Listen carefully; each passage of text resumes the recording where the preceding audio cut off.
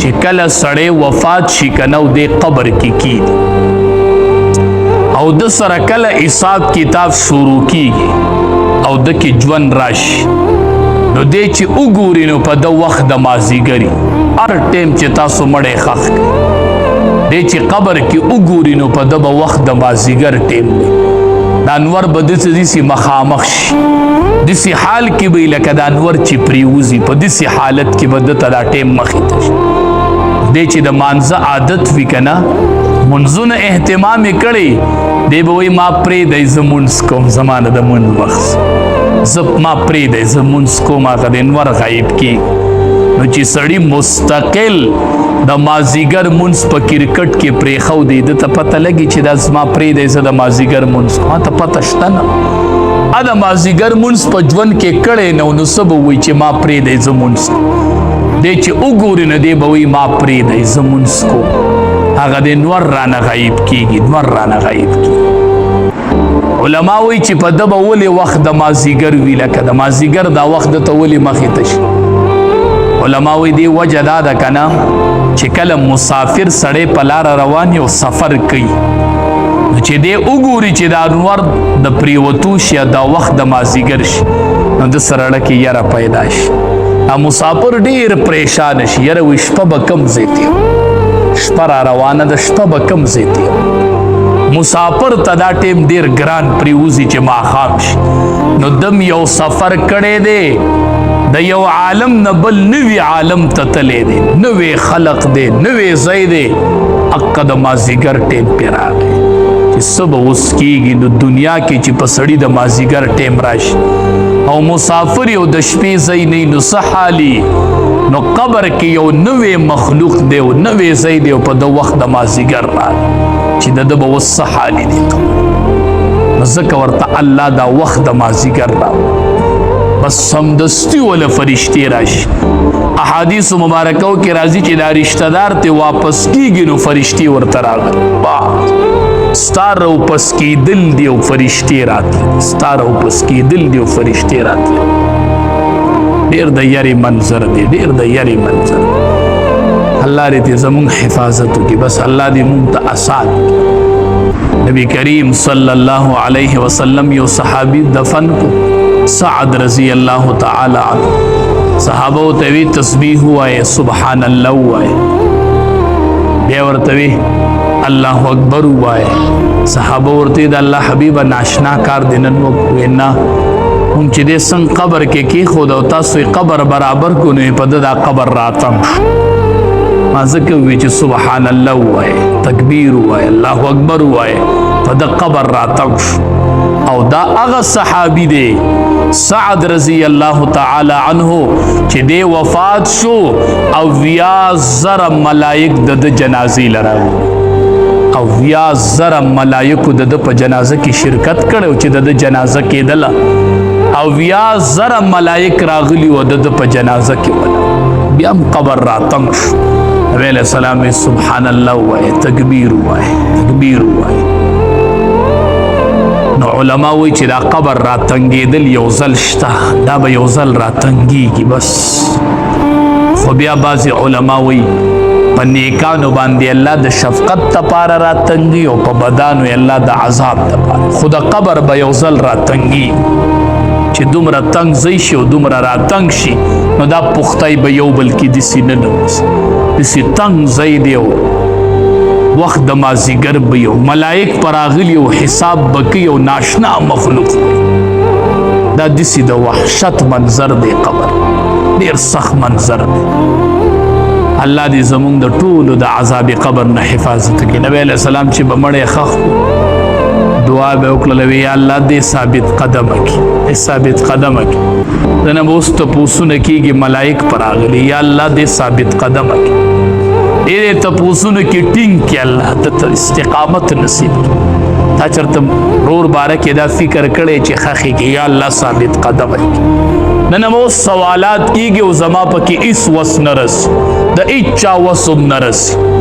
اول تپوس پکې من ربک رب دې څوک عبادت به دې د چا کوو عبادت به دې د چا کوو دی به وایي عبادت خو به مې د رب کوو د خپل رب بدی شکر دی چې خدای مسلمانان پیدا کړي او غیر الله تم سجده نه ده کړې او د الله نه علاوه تندې چاته نه دی ټیټ کړی ان شاء الله دې تپوس کې به کامیاب ان شاء الله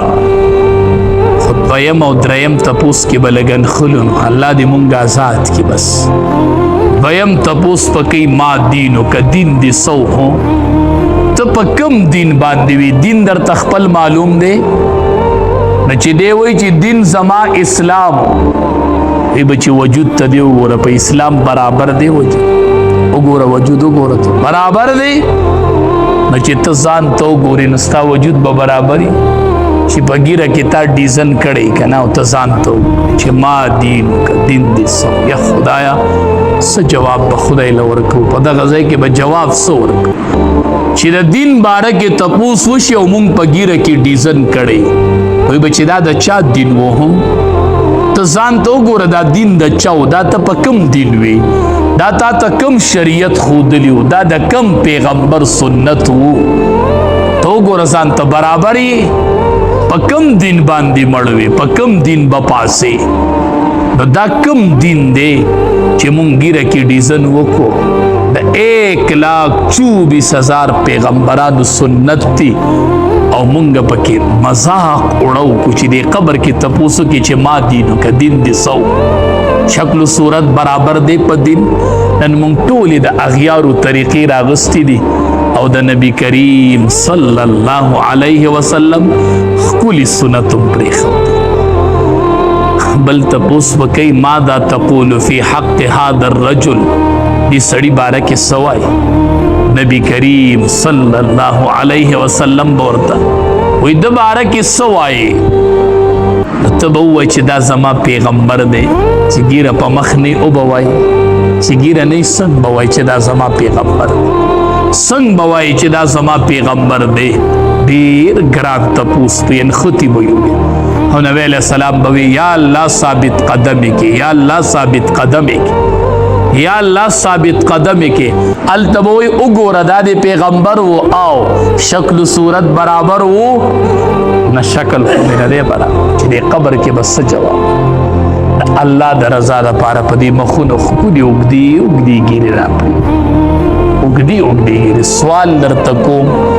منت درته کوم د ګیره چې د موټي نه کم وي که نه دا ګیره نه ده بس په دې دوکه کېږم چې ما ګیره پرېښودې د یو پیغمبر ګیره هم داسې نه وه تا ته به وایي ته د کوم پیغمبر په دین وي د کوم پیغمبر دین و نو د الله د رضا دپاره مونږ هسې ګیرې پرېښودې دي خو چې لږ یې اوږدي موټي ته یې راورسو نبی علیه السلام به وي خالف المشرکین د مشرکینو مخالفت کوئ خزم امتیانو وی څنګه یې کوو وی اوفر اللحا وحف الشوارب بریتان کټ کوي او ګیرې اوږدې کوي دا د یهودو مخالفت دا د یهودو مخالفت یو سړی ګیره خريي او بل سړی ګیره کنچي کوي دواړه ګناهي کبیره کوي دواړه ګناهي کبیره کوي دواړه ګناهي کبیره کوي د الله د رضا دپاره چې دا ښکلې ګیرې په دې مخ راولو نو که تپوس وکړي چې ما دین وکړه نو په دین د اسلام بلکل وجود برابر دی دا زما پیغمبر دی نبی کریم صلی الله علیه وسلم زما صورت خود د پشان تیرے ما خود د پشان شکل جوړ کړی نو قبر کې با ثابت قدم پات شو نبی علیہ السلام به یا الله دې سوالاتو کې ثابت قدم کې دې مضبوط کې چې دې د سوالات پات قبر کې به بیا انختی نبی علیہ السلام به فرمایل وک آینده کال ژوندیم نو یو روزه به د یهودو د مخالفت د وجې نه نیسم بیا وفات شو نو سبانۍ روزه نیول د هغې سره یا بله ورځنۍ نیول یا نننۍ چې چا نیول دا ډېر اجر دی دا ډېر اجر بل یو څه خبره نیمه دې میاشت کې او په دې ورځ ممنوع دي چې د هغې نه ځان وساتو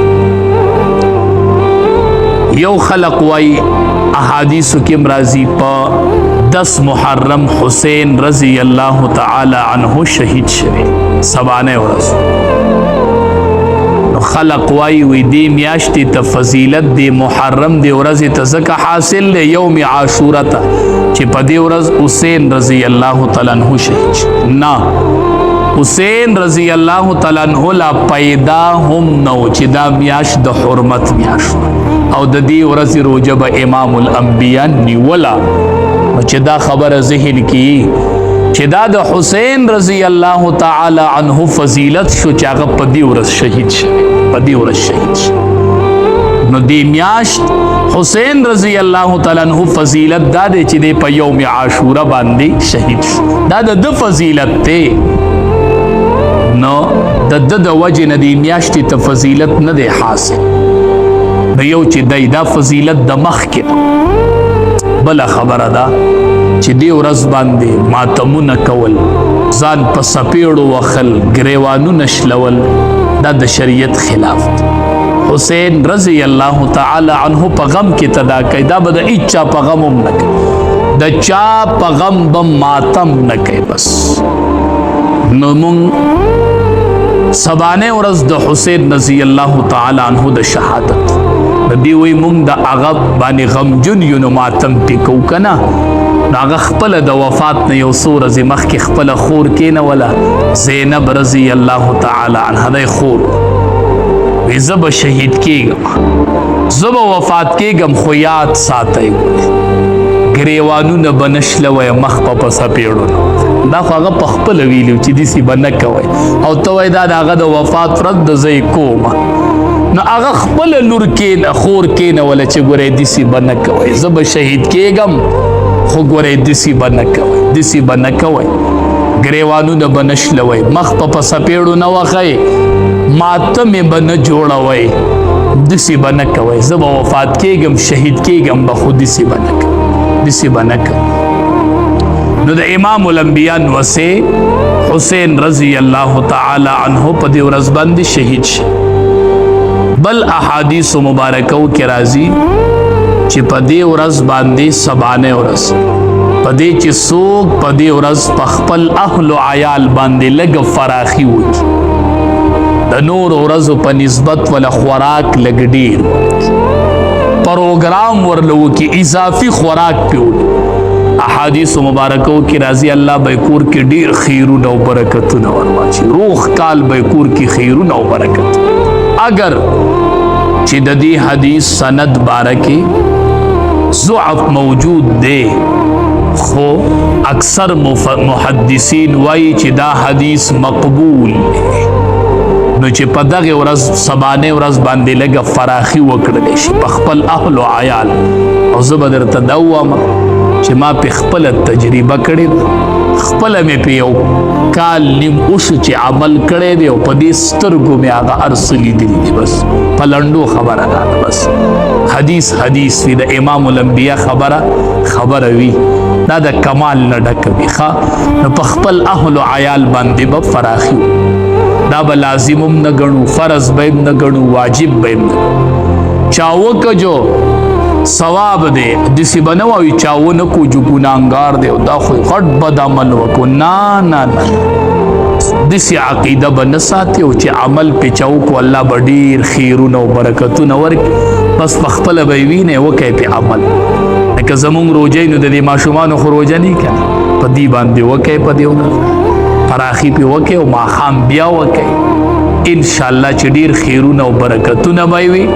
چې په دې ورځ سړی په خپل اهل او عیال باندې فراخي بله خبره په دې ورځ باندې مخصوص خوراک نشته چې یا شربت یا سوجي پخول نه د خپل وس مناسب فراخي کول نه لازمي نه ده چې ته د شربت وسکې لازمي نه ده چې ته د سوجي پخوې نو په سوجۍ کې مخاص کوئ په شربت کې مخاص کوئ کلی میان ولا راوړه که چرګان راوړه میان راوړه د ګډ غوښه راوړه نو دغه سوجۍ او شربت پورې نښتې نو دا په دې کې خاص کوئ مو چې په دې ورځ به دغه خوراکي نه هر خوراک کې چې د فراخي وکړله خو په خپل اهل او عیال باندې فراخي وکړه انشاءالله ډېر برکات او خیرونه به یې ووینې چې څوک په دغه ورځ باندې فراخي وکړي الله تبارک وتعالی به ول ډېر خیرونه او برکتونه ورکړي چې هغه سبانه ورځ لکه چا نن روژه نیولي نو سبا ورسره ونیسئ که نن یې نه نیولې نو یو سبانۍ ونیسئ او یو ورسره بله ورځنۍ ونیسو. نبی علیه السلام وایي زه امید ساتم چې الله به پې د یو کال تیر شوي ګناه الله معاف کړي. رب العالمین دې دا